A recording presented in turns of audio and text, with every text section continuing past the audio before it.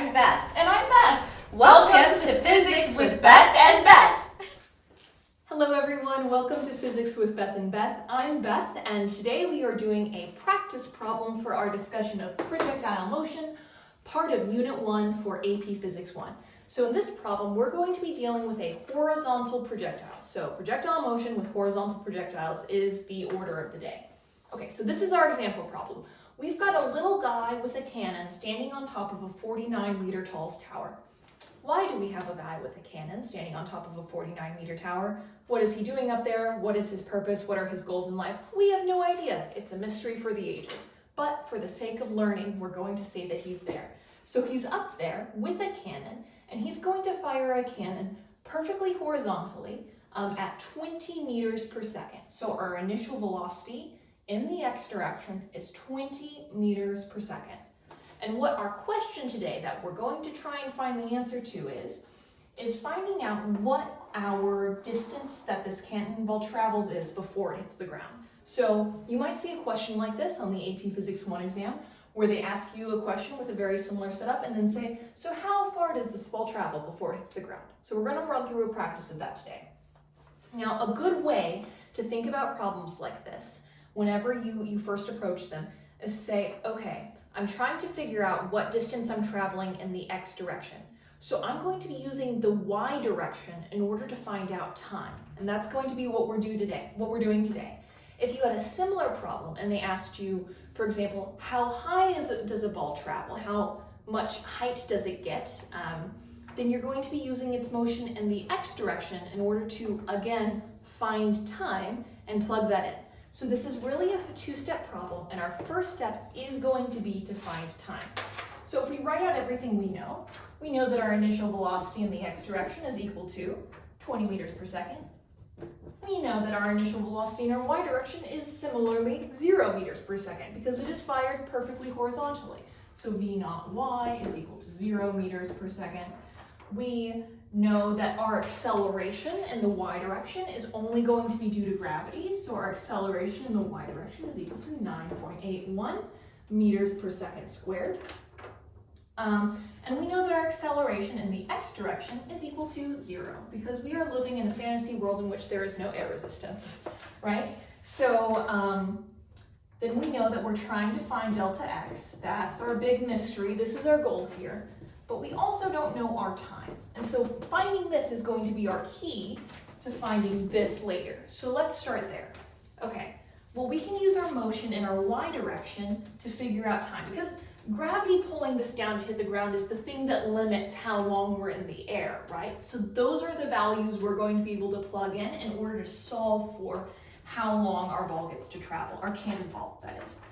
So we can just look back at our UAM equations and find, oh hey, we've got this one, where our final position is equal to our initial position plus our initial velocity in that direction times time plus 1/2 our acceleration in that direction times time squared. All right, so, well, what is our final y position? Our final y position is when we hit the ground, when we're at 0. So here we can plug in 0 for y final. Our y initial is up here at the top of the tower. That's where we fire the cannonball from, right? So our initial y position is 49 meters. So this is 49.0 meters. Our initial velocity in the y direction is 0 because we're initially firing this cannon perfectly horizontally, right? There's no y component to that. So this becomes 0 times time. So this cancels out. 0 times anything is 0, so that goes away. And then we have 1/2 times our acceleration in this direction, which is just the acceleration due to gravity. So that's negative 9.81 meters per second squared. And then times time squared. All right, so now from this point, all we have to do is just a little bit of algebra, and that ain't too bad.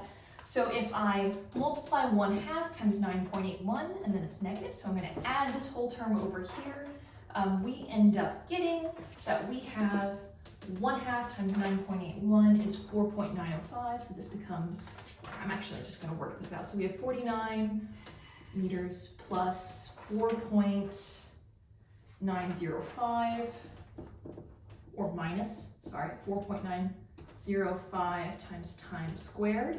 So now I'm going to add this to both sides to bring it over here. So I'm going to move my math up here so I can stand up straight. Okay, so now we have 4.905 times t squared is equal to 49. So then I just divide both sides by 4.905 and then take the square root, and I end up solving that my time is equal to 3.16 seconds. So I just plugged in all of my known variables here into this UAM equation, and I was able to solve for time that way. All right, but now what was our actual goal with this equation? Solving for delta x, right? That's our big picture idea here. So now that we know time, we're going to plug in this value for that. So I'm going to erase some of this here so that I have room to actually do math. Okay, so let's see. Thankfully, there's an equation among our UAMs that has everything that we know, and our only unknown is final position in x, which is this one. Our final position is equal to our initial position plus our initial velocity in the x direction times time plus 1/2 our acceleration in the x direction times time squared. Well, first of all, I automatically know that one of these terms goes away because our acceleration in the x direction is 0 meters per second. So this becomes 0, and this whole term is just equal to 0. So this goes away. We don't have to worry about it. All right, this equation is looking a lot less gross already. And now we're just going to plug in everything we know into our little equation here. Our final position is equal to our initial position, which is just at x equals 0. So this is 0 plus our initial velocity in the x direction times time. So we have 20 meters per second times time, which is 3.16 seconds. So then all I have to do is multiply 20 times 3.16. So 20 times 3.16 is approximately equal to 63 meters. And we can do a little units check while we're here. We have a meters per seconds times seconds. The seconds cancel out and I'm left with units of meters. So that checks out right there. So now we know that our final position is at x equals 63 meters. All right, y'all, that's our practice problem for today. Thank you so much for sticking with me through all of that, and happy physicsing.